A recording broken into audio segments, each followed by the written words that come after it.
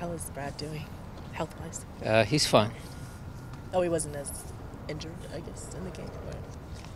Well, he was injured. He had to come out of the game, but, he'll be fine. Let me rephrase that. He will be fine. Are you expecting any announcements on his status with the team in the next day or so? Obviously, his loan's up here pretty soon. We'll probably wait till later in the week. And how about Victor? Victor was out here running today. Looked good. Actually joined in some of the exercise. He was in the possession game, so he's come along. Gustav was running around the field today, so encouraging news. Looking back on the Houston game, obviously you guys get a big result. How did you deal with the elements down there, and the tactical switch at half seemed to really open things up in the second half? Yeah, the elements of things that were out of our control, it is what it is. We have a big country. In the early days of the year, you go up to New York or Montreal, it's snow, inclement weather. In the summertime, in some of the southern cities, it's hot weather. So that's just part of the geography of the United States. We deal with it. It's out of our control. Things that we do control, we're talking on the sideline. Gonzo comes up with a good idea. We're all on board. We're trying to get Jordan untracked, and it worked. Sometimes. That might not have worked, and then, then we would have looked like fools. But this time it was a good idea. And the most important thing when Gonzo or Preki or we have good ideas, Jimmy, the execution has to be there. So the trick is you can put up X's and O's on the board, but if the players don't believe in that, then sometimes it doesn't work.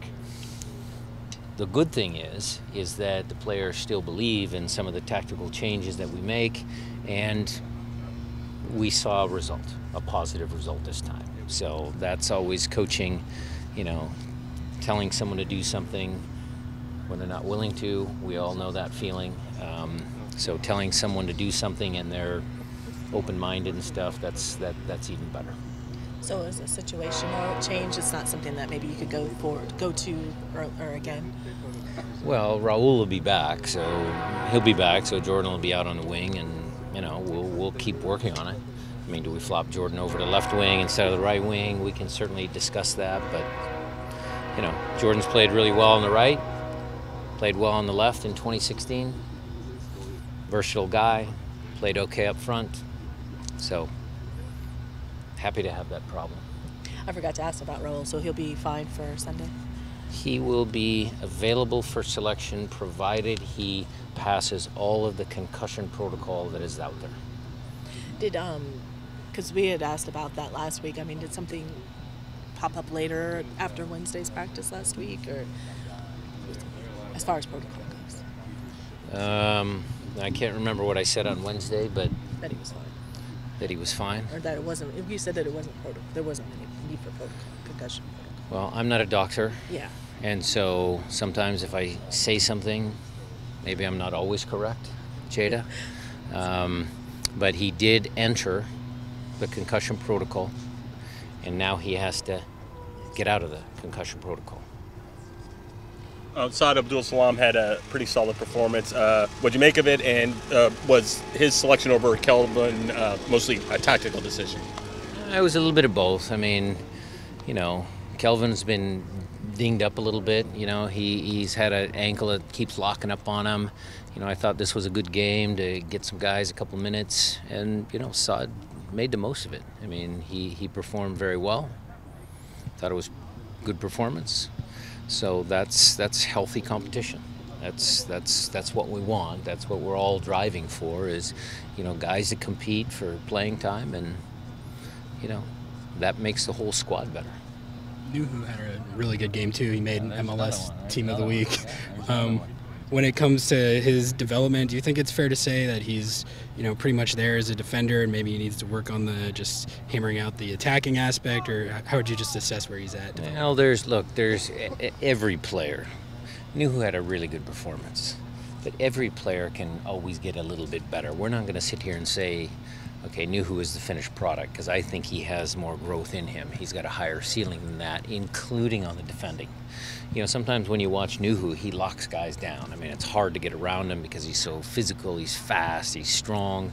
But defending is not all physical. It's a lot of tactical, where your positioning is on the field, all that sort of stuff. And I think there's some room for growth there.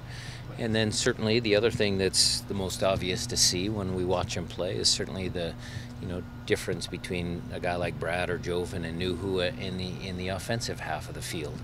And, Nuhu works at it. He'll get better at it. And again, it's not just the technical component, but it's also the mental component of what pass does he see, when does he see that pass, can he execute the pass. So it's a little more nuanced than that, but I wouldn't call him already like the finished product, because I think his ceiling is even higher. What are your thoughts on Nico representing the Sounders at the All-Star game? And Handwalla in the other game, it's good. I mean, it shows that Nico is at a high level. I mean, it should be actually an entertaining game. I mean, they're playing against a very good opponent, and we'll see what the MLS guys can do.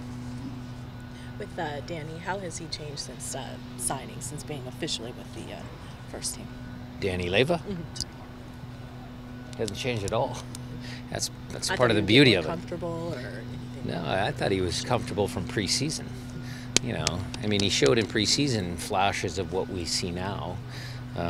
Danny's growth and maturity will be an ongoing process, an ongoing storyline. That game was different than the Vancouver game where we put him in first. It was different than the Dortmund game, the friendly. I mean, it was Dortmund, of course, but it was a friendly. So he's getting all these new experiences. He's learning. So I thought, if you're looking at that game as a smaller sample size, in the first half he was okay. But then in the second half, he was able to make some adjustments in his game, and, he played well in the second half. He was called into the U17 camp. Is he not going to be joining? He's not going to the U17 camp. It's beyond that now?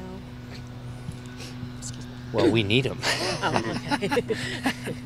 The national team is a big deal, but I'd like to keep a closer tabs on some of our guys. I think sometimes when you have players that jump around to 5 different teams in any calendar year, sometimes it's confusing for the kids. So I'm happy that Danny has earned some minutes, and we'll see how he develops at the end of the year.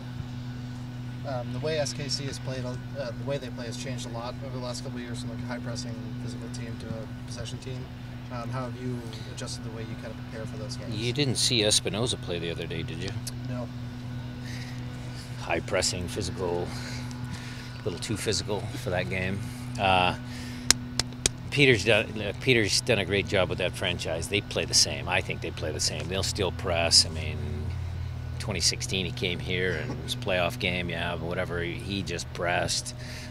They have their 4-3-3. I mean, I think there's a lot of similarities in the way they play. Maybe they're not having a great year for whatever reasons. They were smashed by injuries, early on. Their effort to try and go through in Champions League. I mean, a lot of different factors, but they're still a good team and still someone that we need to respect. Oh, Henry Wingo's back. Can you give us any update on his status going forward? That I will leave up to Garth. I think there are some things cooking behind the scenes, but if he goes, great for him. If he stays, we're happy to have him back. And we have not yet done anything with him. I'll just make that clear. How is Gustav too? That's country. He's running around out here today. He's good.